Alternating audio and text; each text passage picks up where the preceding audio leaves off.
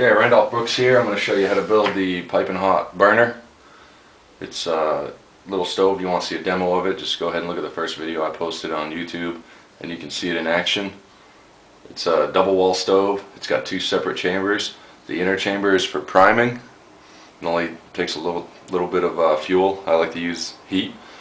And then the outer chamber, you have to inject your fuel into the jets. Which I just use a syringe to do that.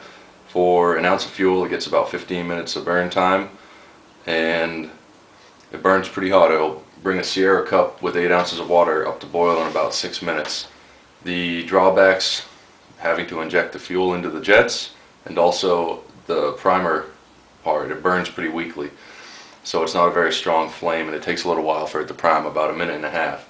But if you're interested in making it, it's really pretty easy. Not as easy as just a straight, atomizer or whatever.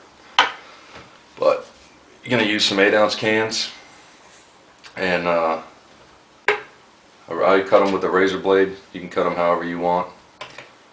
I use a drill and a safety pin, which I sharpened up on a stone, on a sharpening stone, and you bend it up a little bit so it won't slip around in the chuck of the drill. So, and the other thing I use are some bicycle spokes to make the spring coil that's going to hold your inner wall. And I stick a coin in there because it's just easier. It's already made perfectly round, and you can make your coil to about the size of whatever coin you want to use. About a quarter. A quarter is what this one is. And then a tent stake puller to make that coil. If you just wrap your bicycle spoke around a little bit and then wrap it, it makes a nice little spring. And then you can also use this edge here, is really good for smoothing out holes. So once you've got your hole drilled, a smaller one, you can work your tent stake puller around like this, and it really smooths it out pretty nice. And then trim your edges with a razor blade by scoring and bending. So let's get started. Pretty much you're going to just cut two bottoms out, and then you're going to want to cut a section to make your inner wall. You're going to want to make your spring coil, drill your jets, and drill your pilot hole for your primer chamber. So we'll start doing that now. A note, I use CDs stacked up because I think they compress less than books, so there's less of a chance to get a different size, different height scores as you're going around, having to stop and reset your hand and keep spinning. So I find it just gives me a better cut.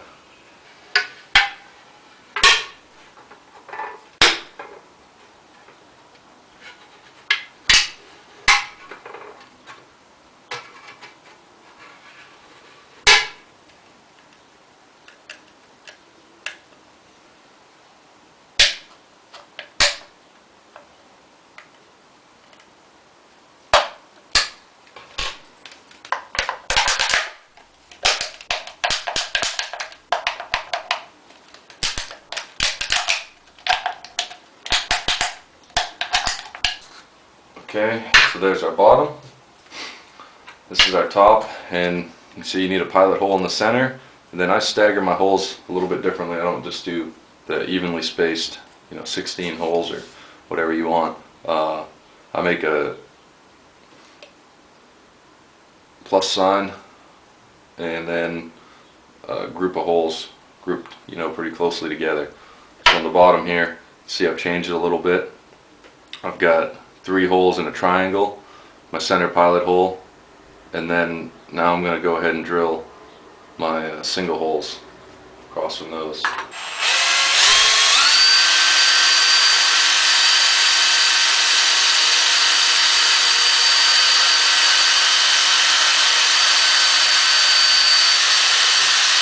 So to make your spring, there's a few different ways you can do it. You can use a tent stake puller.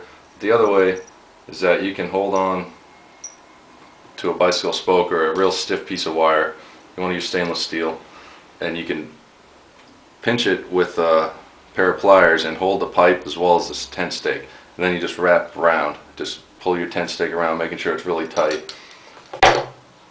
So It's pretty easy. You just gotta try it once or twice. You probably get it right away. The stuff's pretty forgiving to work with. Sometimes it kinks, but not a real big deal. Now for your inner wall, you want to slice a piece that is just about the same height as your top and bottom were cut to. So I've got one here. It's just a little bit dinged up. I guess I'll make a new one.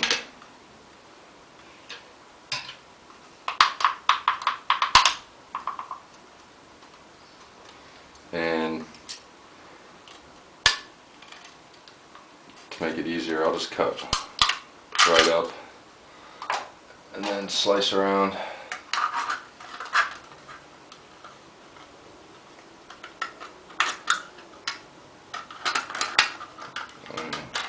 You can mark it if you want. Alright, so wrap up your inner wall. Down into the spring it goes.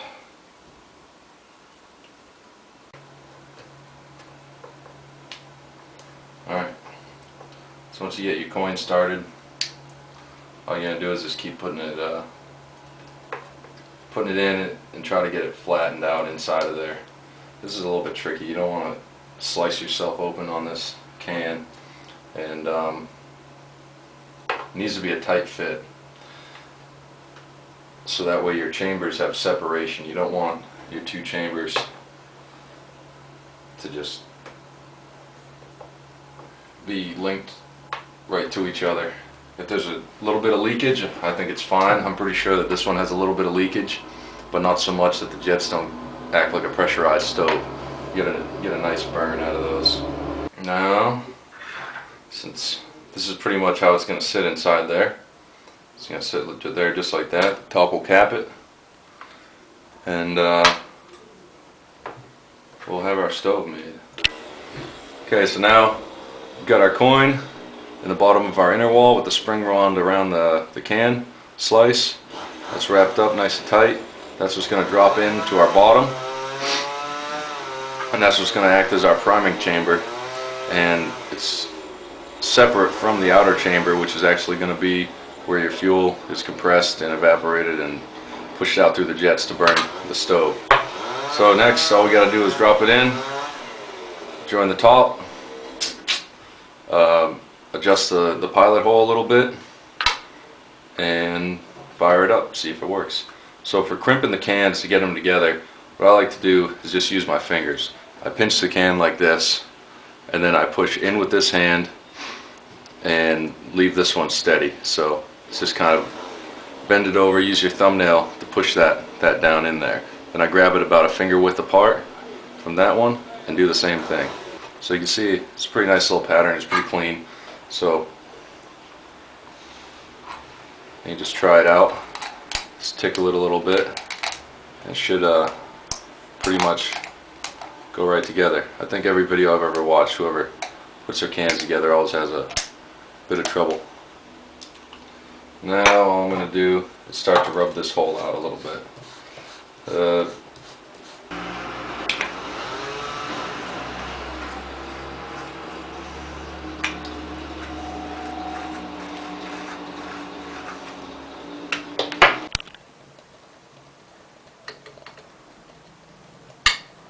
So here she is, burning all primed up. She's got just under 10 milliliters of fuel, and I'm pretty happy with the new hole pattern. I think with more fuel in there, it'd definitely come out at a higher pressure. But still seems like it's just as efficient as the first, and